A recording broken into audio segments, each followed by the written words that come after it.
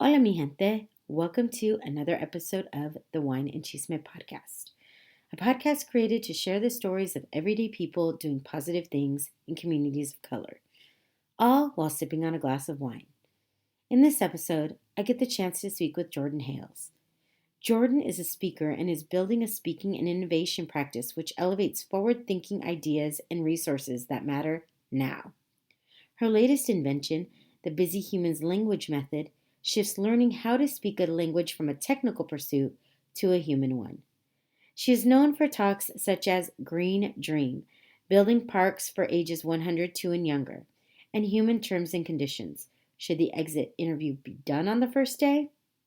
She is also a co-organizer with March for Black Womxn San Diego, a march based in Black joy and Black resistance, and shares with me the goals and demands of the Black women and femme community want to implement. This is such a powerful and informative interview. But as you know, we always keep the laughter going. So grab your glass of wine and join us for the chisme.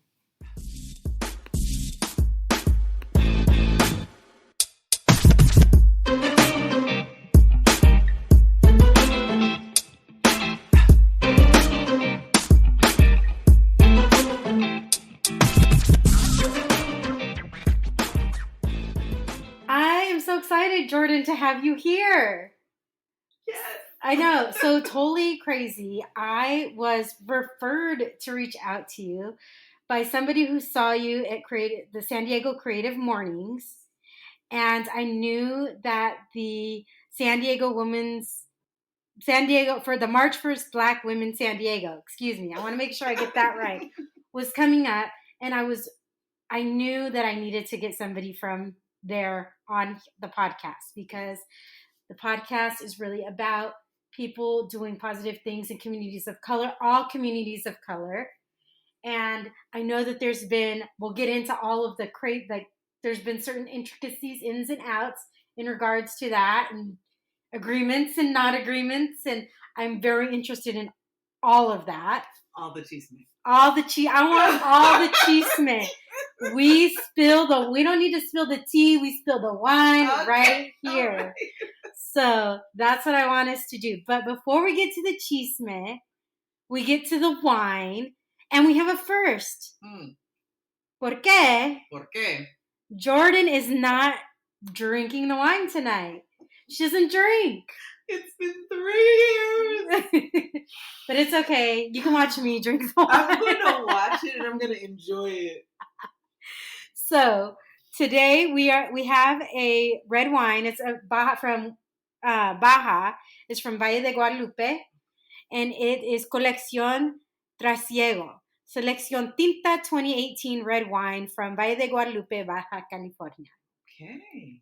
So let me I don't think I've tasted this one. Okay, yeah, it's pretty good. I like it. It has a tiny bit of sweetness to it, but just enough.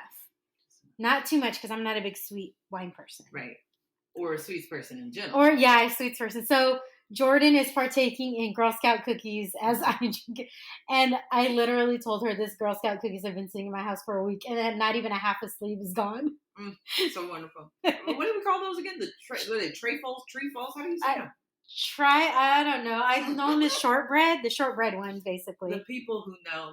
Yeah. And the haters will say we got it wrong. But in spirit, we know. It's okay. At least you're partaking in something. Yeah. So that makes me happy. Mm-hmm.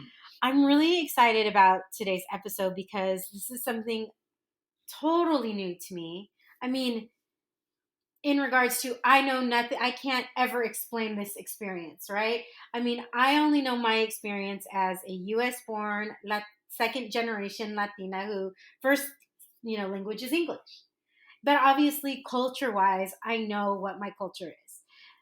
I have, obviously, I've been around Black people, I have Black friends, but that doesn't mean I'm like, right. Your sister. Right. Absolutely. So good distinctions here. You're in the right place. You understand.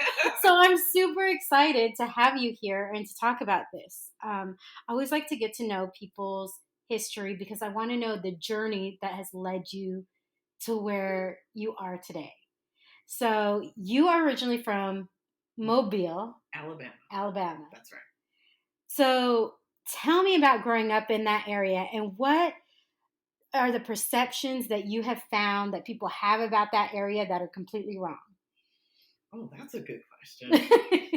Hold on, what was the first part? Because I'm so intrigued on like the perception. So tell you about what it's like to be from there. Yes. And then what are the perceptions that people have that are totally inaccurate? Correct. Okay. So I'm from an area in Mobile. It's called West Mobile. And to be honest with you, I don't even think I can give a good characterization for it because I haven't actively lived in Mobile for so long that I'm sure it is completely different from what it was back then. But the pace is slow and the people seem nice. To an extent they are, and to an extent they're not. There's a lot of chisme going on in the South. I love how you just integrated the chisme, girl. I love it. That's right. At the time, Mobile wasn't particularly diverse in terms of different cultures, immigration, et cetera, et cetera. It was mostly very Black and very white, period. But that has changed dramatically over the at least the past decade since I've lived at home. And that's a wonderful thing. When I was in high school, it was about 50% Black kids, 40%, 49% Black kids, 49% white kids, and then it was like 2% for other. And so there was like a couple of people who were from Honduras. Like I remember one Indian family, and I don't remember whether they were North Indian or South Indian. They had a few Vietnamese families out in especially in the areas where we have seafood and fishing. You would have some people who were Asian. As far as I knew, a lot of Vietnamese families, but I think there's another Asian population. I'm just ignorant to who they are. But yeah, it's storyful, colorful, all the fulls, foodie-ful, very, very good food.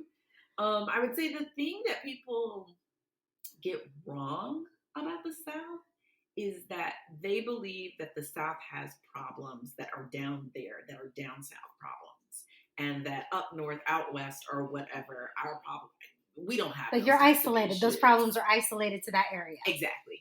And that's actually not correct. What I've found is that whether I'm in super conservative spaces or super liberal spaces around the US, it tends to be the same problem, just a different side of the coin. So the expression of the problem looks a little bit differently, but if you look at the DNA of the issue, it's still relatively the same. And I like the way you said that. The DNA of the issue remains the same. DNA of the issue remains the same, and honestly, I've found, and this may not be accurate for everyone, but I've found that Black folks now don't leave the South because the South is racist. They leave the South because the pace is too small, or they want opportunities that are just not local there. But I have found that Black folks in very supposedly liberal cities out in the Pacific Northwest or on the West Coast, they do leave because of racism. And they're not leaving, to search for opportunities, so these areas that are supposed to be more liberal, safe havens, they feel safe in certain ways, but they still have that same cultural DNA, which is the US. Wow. Complicated. Yeah. Girl, okay. There's so much to unpack there, but yeah. So were your parents, like, how did your parents grow up in that area? Are they from that area? What were their hopes and dreams and expectations of you growing up in that area? And are they still there? Yes, my parents are still there, born and raised. I don't think they had a lot of expectations for me in that area. It was almost like it was an unwritten rule that I was going to go somewhere else after high school. There was not much debate about it. I remember the only thing they said to me with regard to college was, look, we paid into this college program so you would have free college anywhere in the state of Alabama. If you hope to go somewhere else, it's going to be on you. Unless you get into the Ivy Leagues, and then we will pay for half of that. That was like the family conversation. And I ended up getting into the Ivy Leagues, but I made a financial decision that I didn't want to have debt, and I chose a college that was like close to Ivy League, but I got a full scholarship. So that was what helped to align my decision making for where I would go next. Do you mind if I ask where you went? Where you ended up going? I went to Emory University in Atlanta, Georgia. It's so a historically black college, right? No, it's actually, not? No. Emory University. For some reason, I thought it was. So thank you for the education. That's okay. So this is good. So HBCUs, historically black colleges, there are many in Atlanta. Right. So there's Spelman College, which is an all women's college. There's Morehouse College, which is an all men's college. There are several others. Y'all don't kill me if you're from Atlanta and you find this. I'm struggling here, but there are many. Mm-hmm. And then there's Emory, which is the opposite. There I think it might have been 11% black. I'm not sure, but it's a PWI, primarily white institution. Mm-hmm. And best known for setting people up to go to medical school. We had the CDC, the main station of the CDC, literally right next to Emory's Rollins Public Health School. Emory is kind of like the Harvard of the South. Gotcha. Very equivalent to like a Rice University, Duke or Vanderbilt, like gotcha. That type of feel. Uh-huh. So how was it going to Emory, being at a primarily white college? PWI, you said, right? Yeah. Mm-hmm. How was that? Like, what was your experience going into that? Because obviously you're coming from Mobile, which is, I'm sure, and please tell me and correct me if I'm wrong, that it's very black and white. Probably the people that you're hanging out with are mostly other black people. And then you're going like from that to, yes, you're going to another southern area, but you're going to like bigger city, That's right. Bigger problems. And now you're going to a PWI. I just learned a new acronym and I'm using it. So tell, like, what was that experience like?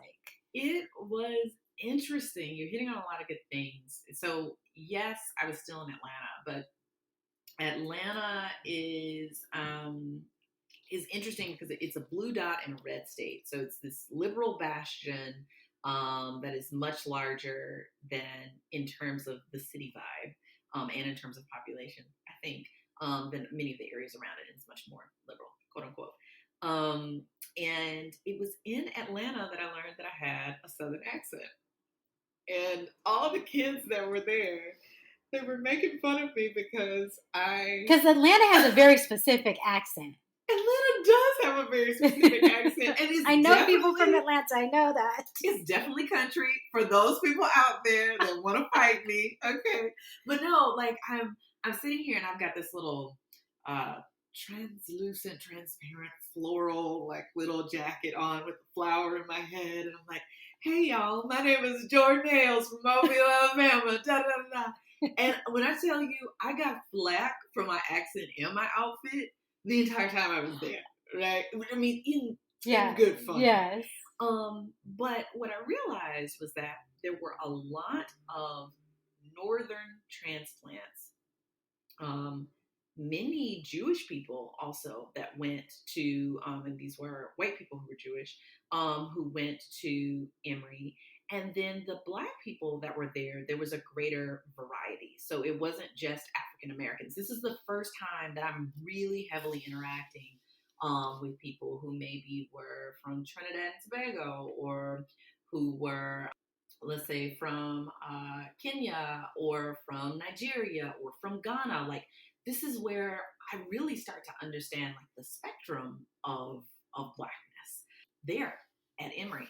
And so that, I mean, that was a deep education. And, you know, before then in Mobile, I was friends with a girl. She was Afro-Latina. She was Panamanian. And she was super cool. We were road dogs. But because people didn't understand that there were some Latinx people who were Afro-Latinx, like people didn't even believe her that she was Panamanian. But yet, you talk to her parents, they've got the accent, they speak the Spanish, you know, everything, you know. But I go to Emory and it's just like that. And then, you know, there were a lot of white folks, you know, on campus. I mean, just, you know, to say that. But I had a unique experience because I had access through my scholarship to a lot of different things, and I was treated almost like kind of spoiled, like a little darling of the school. So I got shielded from a lot of things that some of my other friends who were Black experienced there. So I don't want to be one of those people who experienced a lot of privilege and it was like, oh, it was perfect. Everything was great. It was beautiful for me. Right. And there was a varied experience from it. Do you think because you did get a scholarship that they wanted to make sure they shielded you from that? Is that, or like when you have a scholarship, it just happens to open these other doors? Yes, it was. I don't even think it was super intentional. It was just that within the scholarship, it opened so many other doors. And I mean, so for example, my memories, and this kind of goes beyond this, but Emory was the first place that I ever received therapy. Like I made a call and they had the student center and they had therapy available. It was so easy. And I remember there was a white guy who was my therapist, and he said, well, Jordan, you're talking to me about these things and it sounds like a lot of your issues are racial. I'm going to be honest with you. Don't have too much experience with that. So do you want to get a therapist who looks like you, who might understand your perspective? He said, outside of my dad being a lawyer during the civil rights movement, there's limits to what I'm going to understand. And I just looked at him and I was like, you know what? I can really go with somebody who can be honest about where they are. And that was one of the best therapy relationships that I've had. And that was because of the university. That is so great, because I will say one thing there's a lot of similarities between communities of color, right? Mm-hmm. We're very much about the family. We're very family centric. We're very much about the food, about the, just this whole kind of feeling. Mm-hmm. And when it comes to therapy, we're very similar in regards to usually any traumas, anything that happens, it stays behind closed doors. Boom. You don't talk about that. That stays on the DL. Boom. But then that ends up creating generational trauma after trauma after trauma after trauma. So the fact that you had that access at school, I applaud that therapist who was just very honest. And the fact that you're willing to say, you know what, you're right. There's not much you can understand in regards to certain things, but you're honest with me and I want to go with that. Because I know a lot of people, regardless if they're Black or Latino or whatever, they'd be like, yeah, I want somebody who has my same type of perspective. Mm-hmm. But a lot of times we have to learn from different perspectives. Yeah, I mean, it's so interesting. Like as I have grown up and my needs are changing, I have found that at this time in my life, it is more important for me to get someone who understands my perspective, not only as a Black person, but also as a woman, because I'm going to have to really specifically delve into that very deeply. But you never know who you're purposed to talk to. Mm-hmm. And sometimes you're just purposed to talk to someone, even when it doesn't completely make sense or completely fit the model that you thought about, right. And so I think what I've learned over these past, 10 something years since I've been in school is to leave room for a little magic and a little surprise and to always remember your values. Oh my gosh. I love that. Okay. I think I already know the name of this episode just from that. Yes. So once you were done, I guess let me ask you, when you were there, because you said it was the first time you kind of experienced all these levels of Blackness. Yes. Were you involved in Black student government? Were you involved in anything like Black centric at the school that kind of helped you realize what your voice is, maybe what you were not experiencing versus what's out there versus what other people are experiencing? No, is the answer. I had very limited extracurricular activity. It was a time of contraction for me, deep contraction, and really coming to understand parts of myself that I didn't know that existed, that were getting in the way of my purpose. And so I did, well, let me take that back. Oh, first line on the podcast. Let's correct that. So there was a step team that I was involved with. So when you got to Emory, there were these step teams for the Black kids primarily, although they were open.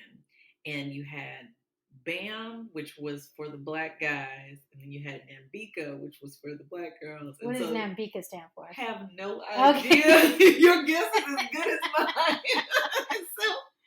and so that was my first time stepping. I am a dancer, but I never stepped, which is a cool experience. But it was also kind of sorority fraternity adjacent. Mm-hmm. So it was my first time pseudo going through like a process of being slightly hazed, not much. Like it was like hazing light, mm-hmm. right?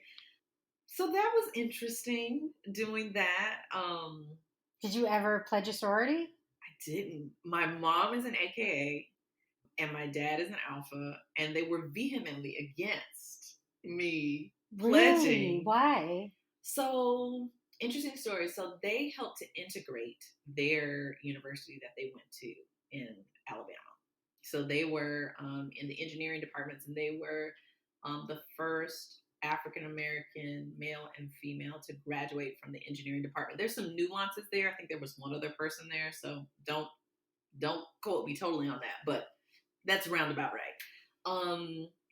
And so with the introduction of the fraternities, especially for my father, this was the first time that you were ever going to have a black fraternity on campus. And so he really wasn't into a lot of the shenanigans that the guys were into at that time. Right. I'm not saying that this is about all of the fraternities and sororities, just talking about my dad's specific experience. But he decided that he wanted to do it because he wanted to help the organization to get established on campus.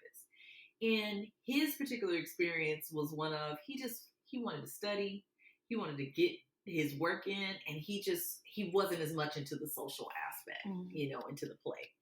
And my mom, I think she was into the social aspect, but she went along with my dad and saying, you could do that in grad chapter, like, just do it later. So your parents were like kind of undercover activists. Oh, absolutely. They wouldn't identify as actors. That's I they're totally undercover actors. Yes, because I have a feel. I'm like, no. Yeah. If you're part of that first chapter, you're totally an activist. So by what you were saying with your dad, I'm like, oh, he's an undercover activist. You got it. No, I love this. I got to write a piece called "Undercover Activist" because you said I love this. Yes. So by the time you had graduated, you really hadn't had a lot of in your blackness or in everybody's blackness experience. Well, it's like, it came from my, like... I mean, you have your black experience. So I have my black experience.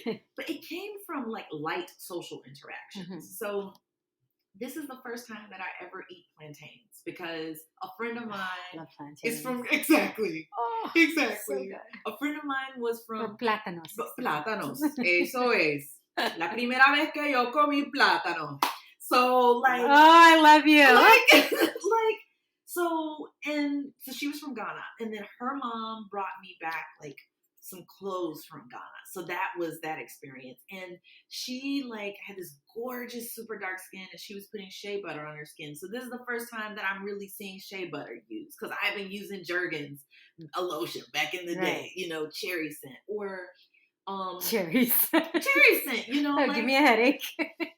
So this is the first time that I'm coming to understand that not all Black people identify in the same way, and that there are tensions within the community. You know what I mean? And there were things that hurt my feelings, and I'm not understanding why we're on the same accord. But this is all from light social interaction versus being a part of purposeful activist organizations centered on race, etc. So after you graduated, where did you go? Did you come straight to California, or what? Like I stayed in Atlanta for several years. I stayed in Atlanta maybe for 8 more years. Then I moved to New York for like a hot second. I went back to Mobile for like maybe a year and a half. And then I moved to Oregon, lived in Portland. I know, because I saw your phone number. You saw my phone number. And I knew it. Probably were shocked. 503. Hey, that was a hard decision, letting go of my 251 Alabama area code. But I did it. And then now I'm in San Diego. So how long have you been in San Diego now? It's been a few months since September of last year. So you're still like a newbie. Very new. What do you think of San Diego? Oh my gosh. I'm still discovering it. The weather is delicious. Every time it rains, I get upset because Portland rains all the time. And I was like, I just want sunshine. But then I realized that, okay, we've been in a drought here, so I guess I should contribute to the prayers for rain. But yeah, I'm still learning it. It's much more conservative in spirit than Portland is. And so I feel like my brain and body like don't even know how to compute what I've been through some things. Like I have seen some things at this point that are on like polar opposite ends of the spectrum, but somehow come right back together. Within San Diego? Just within Portland to San Diego, to Mobile to New York, like, it's so different. And I believe that a city and a space asks certain things of you. It asks you to become certain things. You know, like San Diego is asking me to wear my booty shorts. Okay, San Diego, I'll do it for you. But I think it's such a unique experience to be able to live in so many areas because you get to see the experience of who you are and how people treat you based on where you're at, right? I mean, kind of going back to what you were saying at the very, very beginning. Yes. I feel like San Diego is in this midst of this shift right now. Tell me about it. I feel like it's in the middle of like, yes, San Diego, even though we're a border town, is in the middle of this shift of transforming from this conservative town to this place where people of color are really coming into their own. Yeah. They're really speaking out. They're really like, here I am. I'm part of this city. I'm part of this community, and you're not going to shut me down.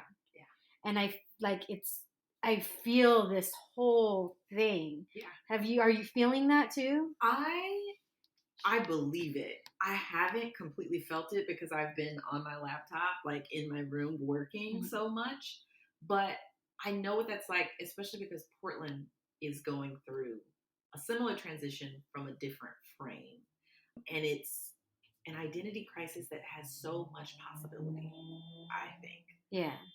And I love that you bring up that it's a border town because that's actually one of the things that I love about it. And I hate that the border is so politicized in a negative way because I think it's the coolest thing ever for two countries to be juxtaposed against each other and for you to look across and just be like, oh, those are the mountains of Mexico. What a great time to be alive. You know what I mean? I mean, we could literally, we're from where I'm at right now, from where we're sitting down, we are 20 minutes from the border. 20 minutos. Yep. Boom. And we could just go park, walk across, go have lunch, go have dinner. Yes. And then come back. Exactly. No problem. No problem. And I like the thing, like, honestly, in terms of San Diego, I honestly don't even feel like I'm in the U.S. when I'm here. I feel like I'm in Mexico. And I feel very connected to the fact that this land used to be Mexico. Right. You know what I mean? Like, I feel that strongly. And, like, the first time I knew I was in a special place, I went to a Mexican restaurant here. The plate was so large, and it wasn't like American, like, huge super size me large. It was like somebody's beautiful, wonderful grandmama, okay, had come together and decided that you needed to be well fed and culturally that's what happens. Spread that down. Yeah. And therefore the restaurant gave you a size where you could take some home and make sure everybody was taken care of. I felt love. Girl, let me tell you, and it's in our culture that everybody, you have to take a plate home, just like the Black community. You leave with a plate. You leave with a plate. You don't, but you go to an aunt's house or you go to your tia's house or whatever, and they're in one breath, they're like, ay, mijita, necesita comer mucho, mucho, mucho, and they're putting more food on your plate, and then in the next breath, they're like, you're getting chunky. And you're like, well, stop feeding me so much damn food. Right? It's like this whole, thing. So, that's just, but I feel like you feel me, right? I feel you. Yes. It's a situation. So at what point what moment did you feel like you had to kind of harness your voice and the voice of others in the Black community? Like, because you've had these these experiences that, I mean, you have people who have are very much in the Black movement from the go, right? Who've experienced, and we've all experienced things. And was there a moment that you were like, wait a second, I need to use my voice. I am part of this community that's just bigger than me. I am part of this Black community. There's really, truly a crisis kind of across the nation in regards to race in general. And I will say, like, we had a guest previously, Aurora Bolaños, we were talking about how the Black community is so much better able to organize than the Latinx community. You think so? Yes. Oh, I can't wait to hear the tea on the chisme rather of this. But okay. But I want to hear, like, at what point, or was there a single instance, or at what point did you feel like, okay, I need to harness my voice. I need to add to my voice to this collective community of Black people in the United States? That's a really great question. So from minute go, really from very young, I was very clear that I was Black. I didn't figure out I was a woman until college, really sometime after college. Like that was very delayed for me, which sounds weird. Yeah. Right? But in my household, race was very openly talked about. In my household, we were impacted negatively by race, but then also positively by the wonderful cultural experiences that grow out of being a resilient, wonderful people, right? And I remember a couple of things happening. Number one, I looked at the textbook when I was like in first grade, and I remember them telling us the story of Columbus and describing him as a hero and describing him as discovering America. And I was like, but how do you discover a place where there were already people? I mean, it is new to you. Yeah. Maybe you presented and helped another area that they were ignorant of this area to become enlightened to the fact that it existed. And I just recognized, I was like, this is some BS. This is not it. This is first grade. I can remember being in Miss Brunson's class and thinking, if the textbook told me this type of a lie already, what else are they lying about? But I didn't say anything. It was just like an internalization. And then there was another time, I think around in middle school, where they asked us about the American flag. And this is a very controversial type thing. This is something that really hits the heart for people, and what it meant to us. And at the time, I was thinking about the American flag, and I was like, well, what does a flag that is supposedly pursuing freedom mean to a people who have not yet been freed? Like, what does that mean? And I was exploring my very real disconnection with this huge sense of patriotism that I was seeing from Southern white folks who might have been friends at school, who got a Confederate flag sitting over here by an American flag, and they're like, go USA. And so I really felt conflicted. I couldn't place myself in the Confederacy in a positive way, and I struggled to place myself in a positive way within the American flag, right? So that was like a huge moment for me in terms of voice. And did you talk to your parents about that?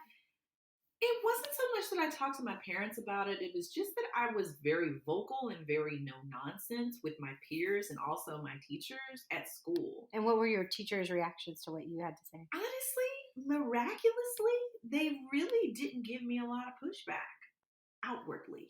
Now there were some other ways in which now as an adult, I can see that they didn't like what I was saying, that they were conspiring, some of them, in some ways to not necessarily be on my side, but on the whole, my school experience was a very positive one. I had really good teachers who actually encouraged my voice. And I remember Miss Calvert, and she was from the UK. We would have international days. I think that's where I started to love like global things. And she was the first person who ever recorded my voice. And I wasn't talking about anything Black. I was just reading something. And she looked at me and she said, Jordan, you have a really good voice. But I hated my voice, the sound of it, So I found myself empowered in that way. And just, we would just have these conversations. We would have debates, as students, as an organization. I was just very vocal about, I'm not here for your white nonsense. I'm not here for your Black nonsense. I'm not here for nonsense, period. what I found was that that voice was more rooted in a rebellion than it was in a rootedness. What do I mean by that? So when if I define myself as trying to be everything that white people don't believe that I could be, right? In this hypothetical world where, You're always trying to prove yourself. and always trying to prove myself, then in fact, I have defined myself according to whatever this whiteness is that we're talking about, right? So actually I've moved myself closer to this thing that I say that I'm trying to move away from, right? So in the rebellion, I was actually not being as effective as I wanted to be. And I think as I moved through college in later times and I start to understand this intersection of blackness and womanness, I find more of my voice.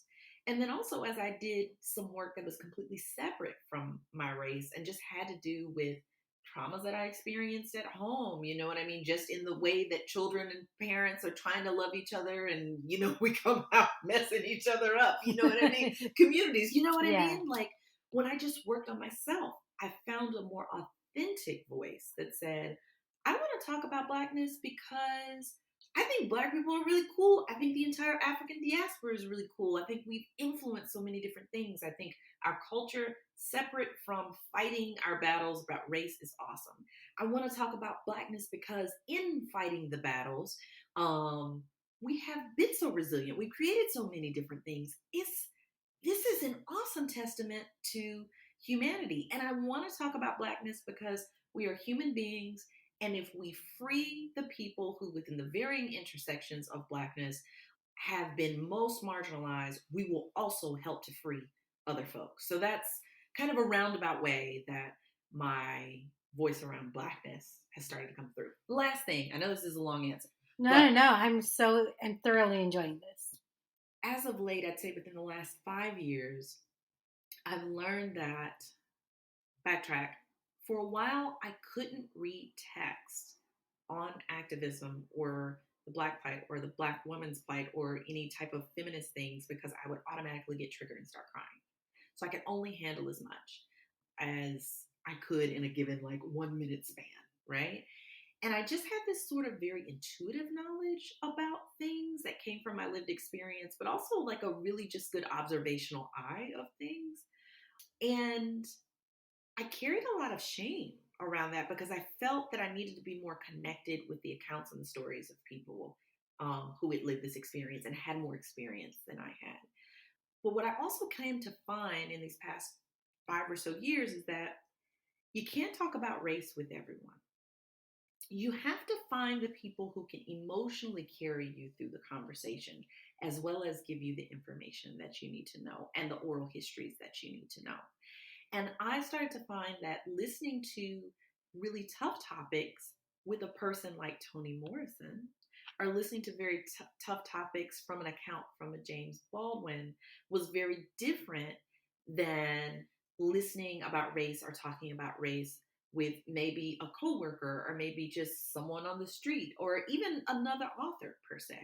So my voice, there's a very nuanced way that those people, they're able to really convey, even if you're not Black, but hearing the words that they say and the way that they put those words together is a very nuanced way that just kind of pierces your soul. Exactly. And it carries you. It's almost as if they're like, I got you. I got your back, because what I'm about to tell you, it ain't easy.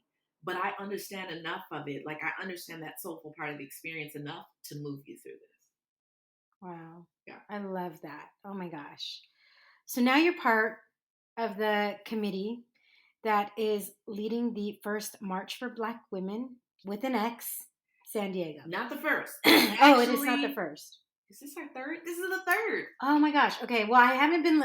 I've barely been living in San Diego. Not even a year yet. Oh, good. So, but I know about this one. Yes. My first awareness of the March for Black Women San Diego.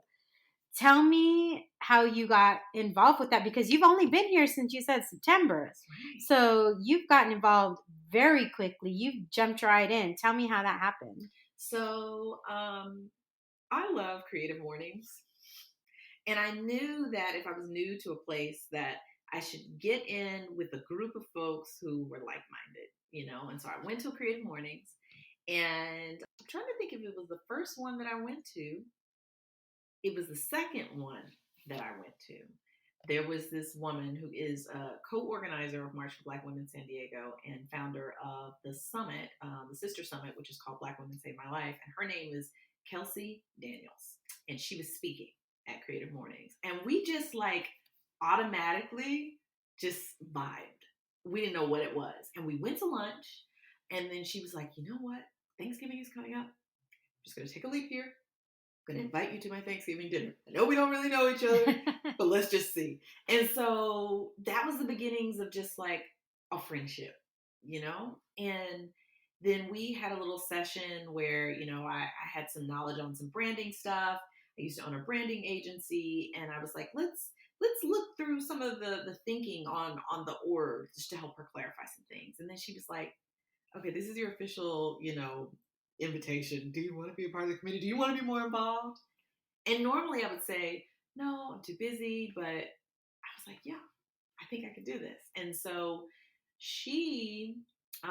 the org was founded by two of her friends who have really just, man, have they done some amazing work. I want to shout them out. So we have Naisha, who's the founder of March for Black Women San Diego. And we have Christina, who is the co-founder of March for Black Women San Diego. And so she got the approvals from them. She's like, she's good, come on in. And it was just this spirit of non-hierarchical, collective action taking. How does the March for Black Women San Diego interact, or do you interact, I'm assuming you do, with Black Lives Matter?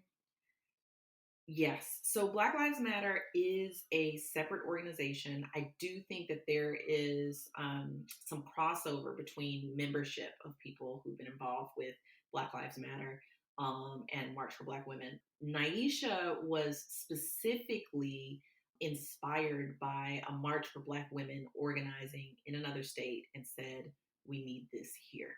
I think the key thing is that Black Lives Matter is spearheading something that we believe in, and we get a chance to take that energy, but then be more specific about who we want to serve.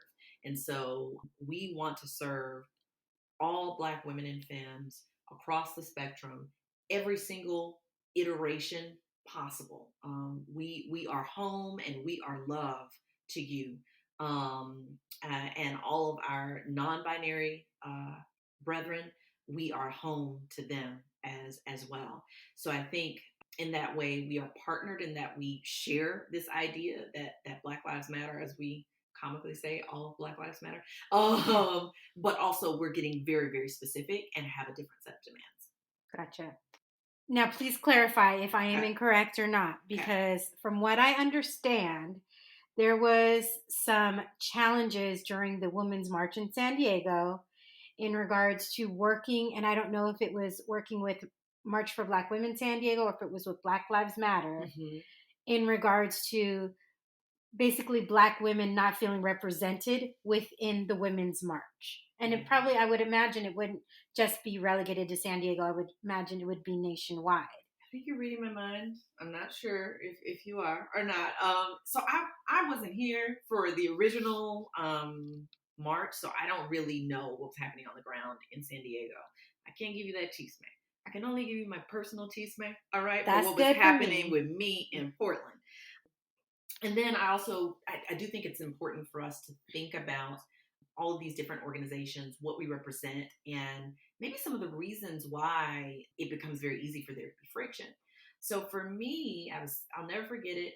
I was in Portland. I was watching on television the original march, and I was sick to my stomach watching it, because it was this feeling of, wow, you all only showed up and showed out because now it affects you. If this landmark thing hadn't happened, this landmark change hadn't happened, you would have still meaning the Cheeto in charge. Meaning this person. That's what I call him. That's how I refer to him, the Cheeto in charge. Oh my God. This man, this person, this Cheeto, okay? If this hadn't happened, you would have still been arguing with me on pettily about racial things. As a matter of fact, some of y'all still are. You wouldn't have shown up because you weren't showing up back then. And there was this kind of call for like immediate camaraderie and immediate sisterhood. And you have to remember that sisterhood is sacred, and sisterhood is something that when you're not blood related, you got to earn that. For sure. Right? Oh, girl, please. Yes. So going to what you were saying earlier, which I really appreciated, you were like, there's a distance here that we need to, that I need to traverse. There's a distance, there's a process to coming together. That process wasn't honored. And so I was so unsettled, and in a way I felt betrayed. And then in another way, I felt, okay, well, finally, so what are we doing now? Are y'all ready to grow? You ready to do this thing? Because then the other side of me that is like super feminist, super womanist is like, okay, well, even though this is really getting on my nerves, maybe there's some possibilities here, And, coming back home to San Diego, I think there are so many gaps just on an everyday basis between white folks, Black folks, Hispanic folks, Asian folks, people. There's such a disconnect that there was bound to be difficulties in identifying, everyone inside of a single movement. Right. Like, we idealize being able to have one mind, one vision moving forward, but that's really hard. It's hard work, and I actually attended the Women's March this year because Kelsey spoke. And I realized that even if the Women's March were perfect, we would still have to have separate organizations that look specifically at very specific problems because they're that nuanced, And it's also important to realize the foundation of organizations. Why does something exist that's going to inform who you partner with and your ability to partner with them? With us, one of our demands is that we are looking to acknowledge and challenge centuries of abuses, right? And we're moving on top of frameworks and work that has existed for a long time and whose momentum truly wasn't just the Trump administration, right? And for us, from our there were so many things before that. There you go. I mean, you look at Ferguson, you look at Trayvon Martin, you look at all of these things that was just like, it was like a snowball effect so when people say, oh, no, it's not Trump's fault. He's the symptom of everything that had been happening before that. And he just made it a lot easier for people to be who they already are. Exactly. People were undercover with their racism, and then he comes out saying this. And I mean, I feel it as, again, saying, I'm not shy about saying I am a U.S. born second generation Latina, but that doesn't mean that I haven't even felt those things, because a lot of, like, you see the red hat, and I talked about it before in a different episode, where Make America Great Again. That's the new KKK almost. I mean, I'm not saying people are wearing the red hat or KKK, but the equivalency is there. And I think it's something that I didn't grow up in the South. I grew up in San Diego. I did live in Texas for 15 years, but I didn't grow up in the South. And you don't have that type of reference of what that means. Right. And then when you see it and then you hear the words and then you see how people are acting, I could go out and me and you could go out and speak Spanish and somebody could automatically start yelling at us, screaming at us, threaten to kill us just because of a language you're speaking. And both of us you're not even Latino and you're speaking Spanish. And I love it. Absolutely. But I mean, just because of that and just because of somebody's skin, to me, I've honestly never understood it. It doesn't compute. It doesn't compute. I don't get it. And it frustrates me and it hurts my heart so bad. I just, to me, I don't know if you can see it in my eyes. I feel like my brain is kind of going crazy because it doesn't understand that. It doesn't. I don't understand that. I don't get that. And it's what I have found is that it's not a rational pursuit. People are not being super logical when they're in the modes of hatred. Hatred is a deep emotional connection to an ignorance or a belief. And people are afraid of what they don't know. Very afraid of what they don't know. And even more so, I believe that people who are afraid of what they don't know are deeply afraid of themselves.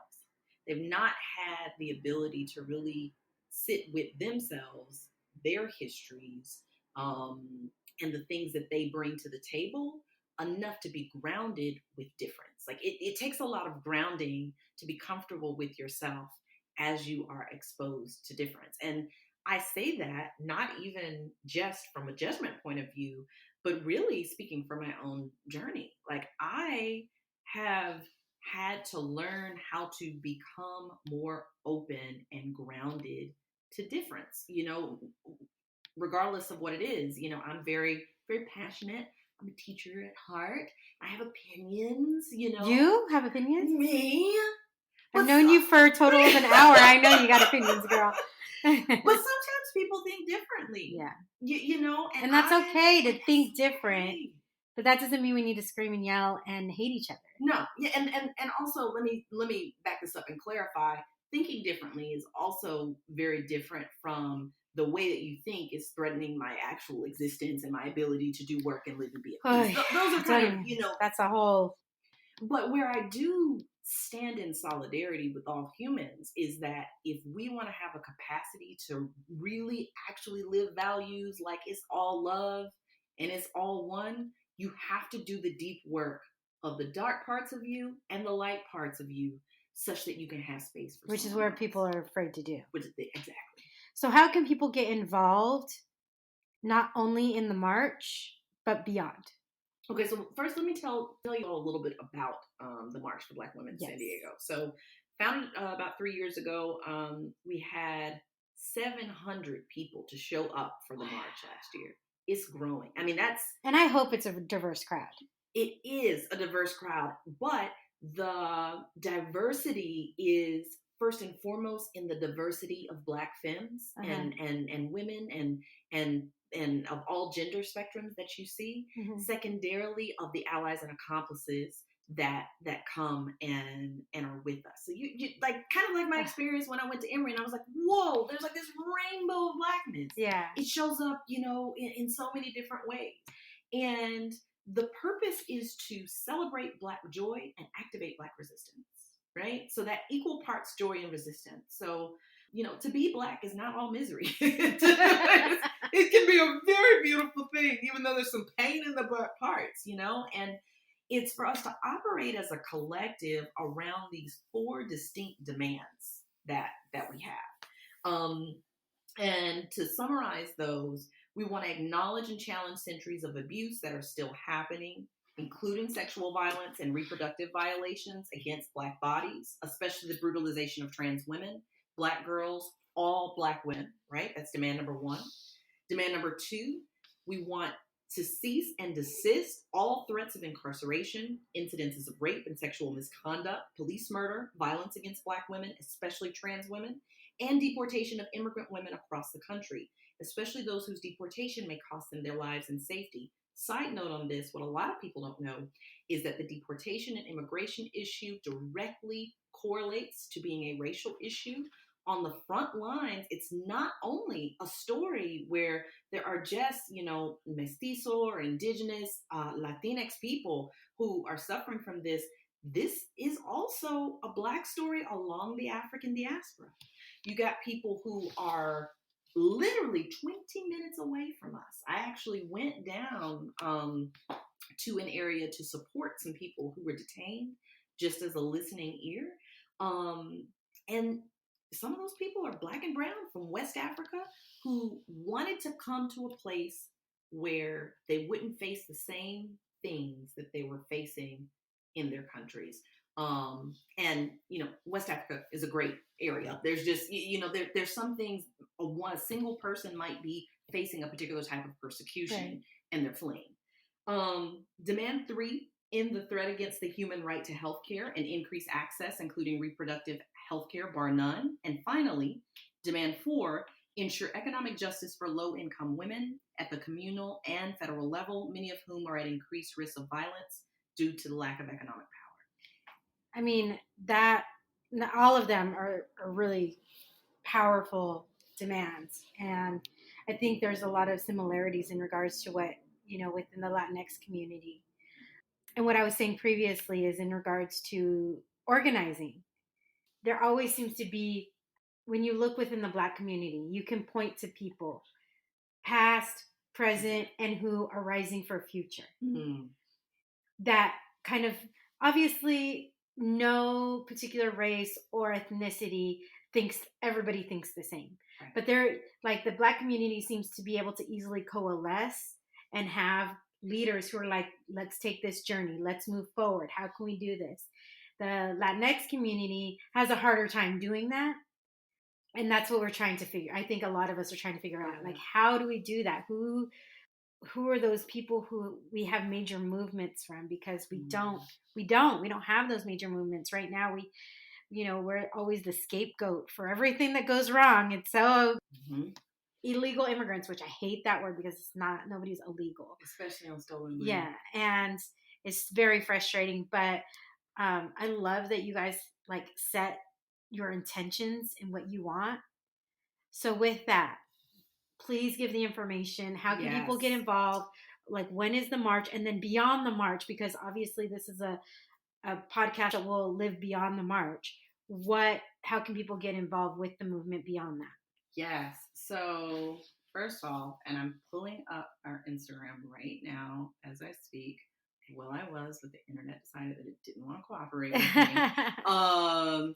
We can be found on all of the medias at m4bwsd.com. And that's the number 4? Mm-hmm. That's the number 4. So that's M as in Mary, 4 as in 4, B as in boy, W as in wild, S as in surprise, sexy. D as in dang, you look good. Right? So March for Black Womxn San Diego, and I have a little flyer here. Oh, you pulling out something now? More details. So the march is local to Southeast San Diego, because Southeast, before some of the gentrification that is in process and going forward, was really a majority Black and Latino, Latinx community. And so it's really important for us to focus on Southeast San Diego as a possibility space.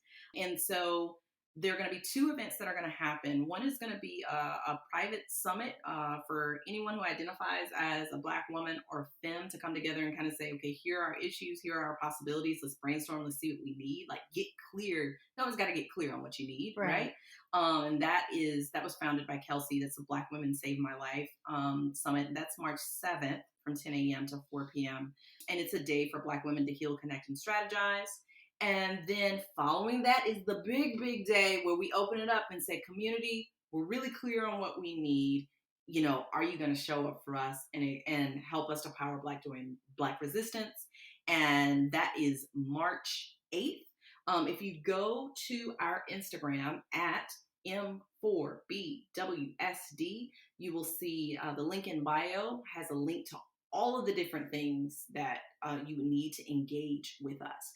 So there's a link for people who want to be vendors. Yes, you can still be a vendor even at this late moment. There's a link for volunteers. A lot of accomplices have wanted to volunteer. There's a link for that. Artists who still want to participate. I think we are prioritizing Black, femme, women artists who are non-binary to showcase the talents that we have in the community. But basically, go to Instagram, click, and you'll find it. And then our website, m4bwsd.com, you can find out even more information. Awesome. So let me ask you a few other questions, and then we'll get to the fun questions. Okay. What do you wish you had known when you started out within this movement, when you started out maybe in college, like whatever kind of that means to you? Yeah. What do you wish you would have known when you were younger, when you started in this whole journey that you know now? I wish I would have known that this work is hard, but it's not impossible. And what makes it feel impossible is not just the stubbornness of the people in power, but my lack of emotional capacity to hold space for things that are larger than myself. And of course, no one person can save the world, but I had so many things that I needed to resolve for me, that I needed to advocate for myself, that I just didn't even have enough liquid in my cup to be able to effectively and in a healthy and genuine way give to others, right? So that was kind of like the reasons for many of my false starts in activism. I think I wish I would have known that there were places that existed like March for Black Women San Diego, or that would exist in the future, because the reason that I've participated is that it is truly a space of love where you can present your fullest self, the magical parts and the toxic parts, and they will say, come on in, let's do this and let's grow together, And like, it's always amazing to be in community with people who have a shared value. And it's definitely amazing when they have a shared value and they're Black women and femmes across the spectrum. But this particular group is founded on principles of union organizing, people who are just total book nerds and just reading soaking up all the knowledge, poets, social workers, like just like good people on the ground doing the work. And so I wish that I knew that, like, even if you don't find the right space for now, it's coming. Yes. What are you curious about right now? I'm curious about so many things. So I'm creating this course. The name is going to sound a little crazy, but it's called How to Mind Your Own Damn Business in 2020 and Beyond. I love that. Can we send it? I know. Can I send it to a bunch of people? Yes. So I hate to disappoint you, but like, as much as the first chapter is, okay, now who's minding your business that needs to really be minding their own? Then in the second chapter, it's like, okay, now how can you more deeply mind your own business? And I'm really curious about my own business right now, because I found that I have been putting myself in so many other people's stuff that just really was not for me. And that I'm not meant to lead by dictatorship. I'm meant to lead by example. Like how I live my life becomes the way through which I can really influence. Yes. So I'm really curious about myself, not in a selfish way, but in like a deep discovery way. I love that. That's awesome. Yeah. What is something you failed at? Ooh, and it can be something that you failed at and you're like, screw this, I'm walking away because I've realized this is not for me. Because every failure leads to growth, right? Yes. So in that sense. Oh my gosh. I've failed so many times, I don't even know how to count them. Like, I am like the queen of getting back up at this point. Some of my biggest failures have been trying to be someone who I was not, and then wondering why it wasn't working out. So, for example, I am an inventor. I'm an ideas person. And so for a while, I thought that also meant that I had to be a businesswoman, right? I had to be the CEO. But I'm not built for the CEO position. I'm just built for the founder visionary position. And then to be, here's my title that I've given myself now, the Director of Intellectual Creativity and Visionary Art, who leads out inventions and comedic writing in all the places at all the times. All right. Like, that's what I'm meant to do, And so, like, the suffering has been, I've had ventures that did not survive. They failed because I was trying to be something that the business was like, I don't actually need you to be that. I need you to be this. And I was stubborn. So that's so good. I feel the same. Like, I think you're right. You have to realize where your strength is and where the opportunity for you is, and to not.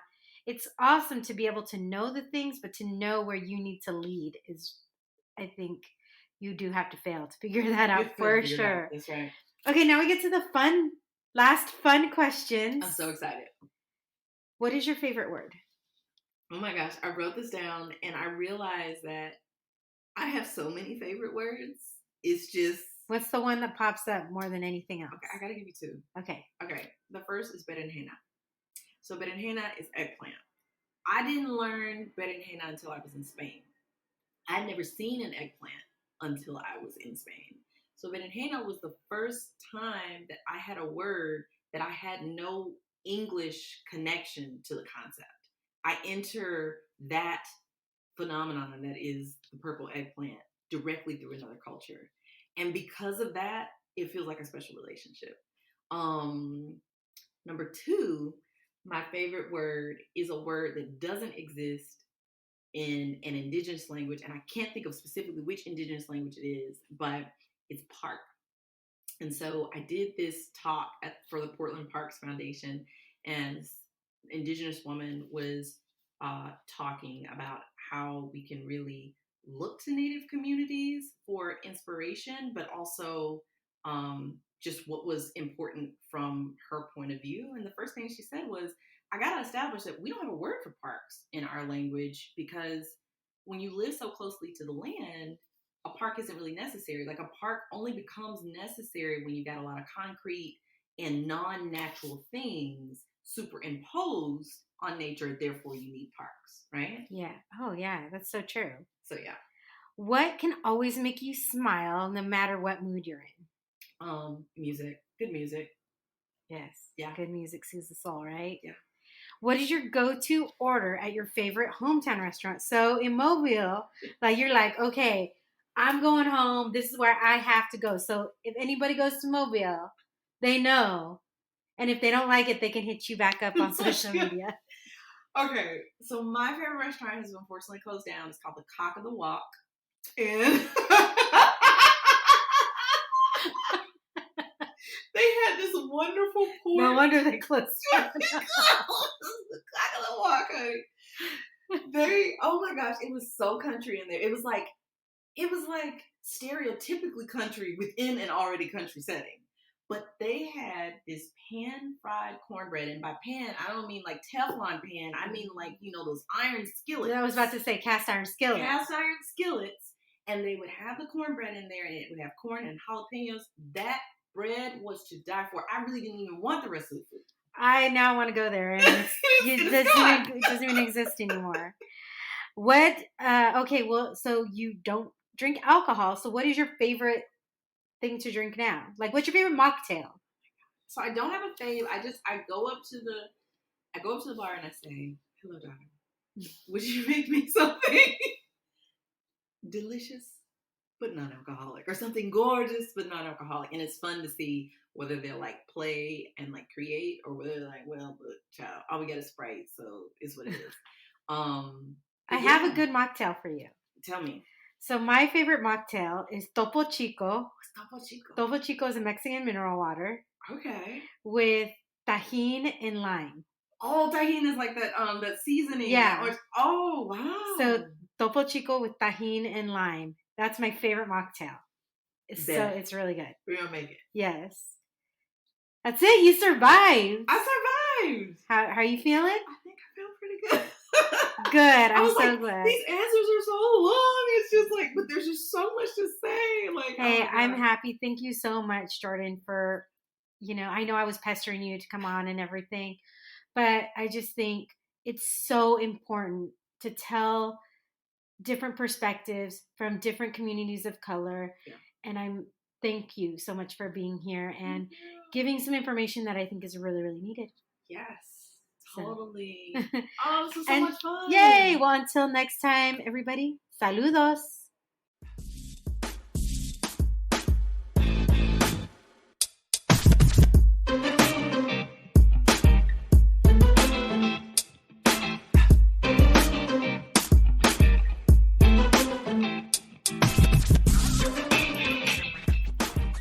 Thank you so much for sharing your journey with us, Jordan. And of course, ways to get involved with the March for Black Womxn San Diego. As a reminder, you can reach out to March for Black Womxn San Diego directly via their website at M as in Mary, the number 4, B as in boy, W as in woman, SD.org, or on their Instagram at M4BWSD. All the information they share will also be in the show notes. Do you have a story that needs to be told or know someone who does? then please reach out to me via my social media channels. You can reach me on Instagram at The Wine and Chisme and on Facebook at The Wine and Chisme Podcast, because I really want to hear your story. Remember, if you want to hear more Wine and Chisme, please subscribe. Rating and reviews are always appreciated, and those 5 stars are appreciated even more. So until next time, everyone, saludos.